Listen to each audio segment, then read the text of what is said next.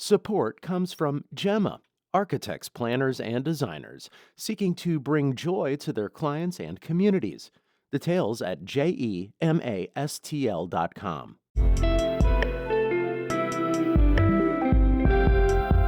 From the St. Louis Public Radio Newsroom, this is The Gateway. Today is Monday, August 4th. I'm Ola Kuziz. The St. Louis Art Place Initiative helps artists buy a home with an affordable down payment and mortgage. St. Louis Public Radio's Olivia Mizell sat down with Stan Chisholm, the first person to move into an Art Place home. He's been living in his house since 2021. It's nice to see an organization making sure that our artists stay put. We'll hear more from their conversation coming up after this news on The Gateway. Thousands of union members who work for Boeing in the St. Louis region are on strike after rejecting the company's latest contract offer yesterday. The International Association of Machinists and Aerospace Workers rejected the latest proposal from Boeing that included a pay increase of 50 cents per hour for employees at the top of the pay scale. All other employees would receive a 20% pay increase. The union argued the deal was unfair because top-paid employees wouldn't receive the same pay increase under the deal. Boeing leaders say they're disappointed, but a contingency plan will ensure non-striking workers can continue supporting customers. The St. Louis Local Development Company is providing zero-interest loans to businesses that were impacted by the May 16th tornado. St. Louis Public Radio's Lucretia Wimbley reports. Leaders from the St. Louis Development Corporation say they assessed businesses shortly after the tornado and ranked the extent of damage from 1 to 5. Many businesses fell within the 4 to 5 range, meaning they were unable to return to normal operations. In an effort to provide short-term relief, the St. Louis Local Development Company is providing up to $5,000 to for-profit businesses. Companies must be located in the city or plan to reopen in the city to qualify for funding. Those located in the defined path of the storm will be prioritized. Businesses have until August 29th to submit an application. I'm Lucretia Wimbley, St. Louis Public Radio. And the deadline for St. Louisans to apply for FEMA disaster aid is August 11th, a week from today. Those impacted by the May 16 tornado can apply at disasterassistance.gov or by calling 800-621-3362. The funds can be used for home repairs, rental assistance, medical expenses related to the storm, and other tornado-related costs. So far, more than 7,000 individual assistance applications have been approved, totaling more than $30 million. Missouri is launching a new effort to improve its parole system. Governor Mike Kehoe put together a working group to examine the system, but so far the group hasn't been following Missouri's transparency laws, says MacArthur Justice Center's Amy Malinowski. They're not providing notices of meetings. They're not preparing agendas. They're not keeping minutes of meetings. And so we, as the public, actually have no idea what they are working on, what they're considering, and what their recommendations might be. The working group will ultimately provide reform recommendations to the governor. Those are due October 1st. Malinowski was a guest on St. Louis on the Air. A white supremacist group from Arkansas wants to expand into Missouri. But as Frank Morris reports, it's getting a cold reception. The group's called Return to the Land. It has a 160-acre, whites-only, no-Jews-allowed compound in northern Arkansas and wants to replicate that in or around Springfield, Missouri. It's hitting a bipartisan brick wall.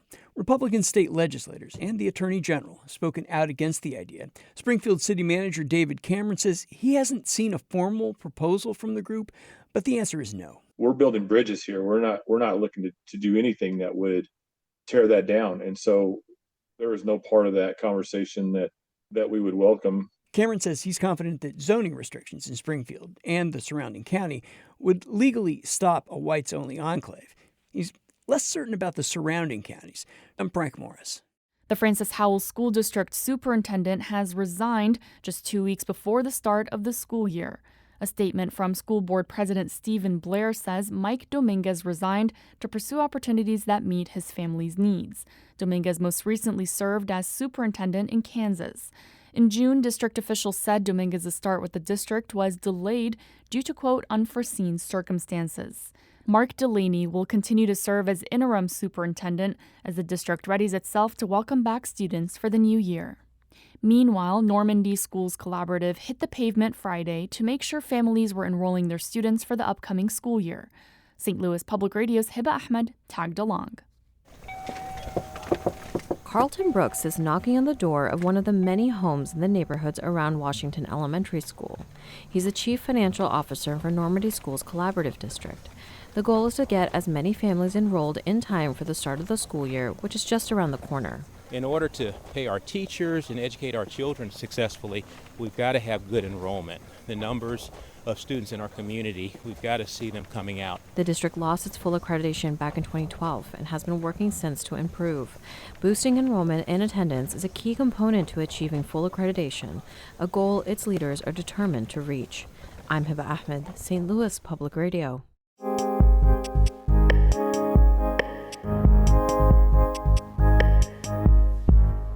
The St. Louis Art Place Initiative was founded in 2019 to help artists buy homes with affordable down payments and mortgages.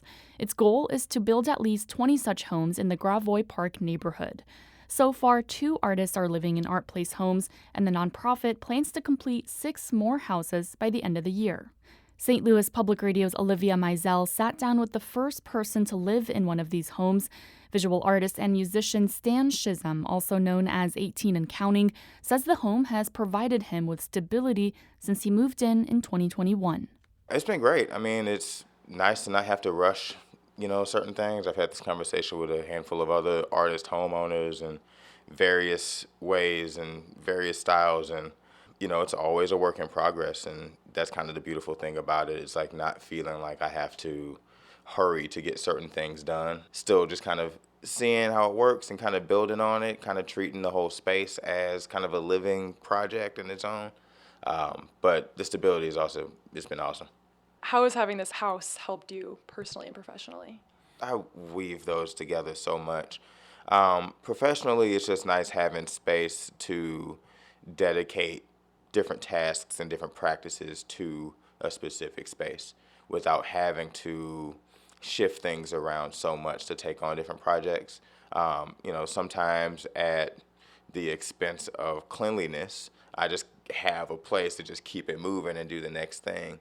But really it's just like this room's dedicated to record. This room is dedicated to these types of instruments. This side I can do acoustic instruments. This is where I do my business or my small drawings when it's too hot at the studio.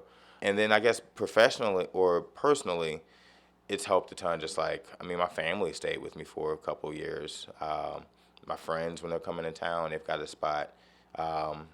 If someone's power is out and they need a place to crash for the night or something, just being able to easily accept other people who also, who whatever, temporary or short term, whatever it is. There's one other artist who has one of these homes around the area.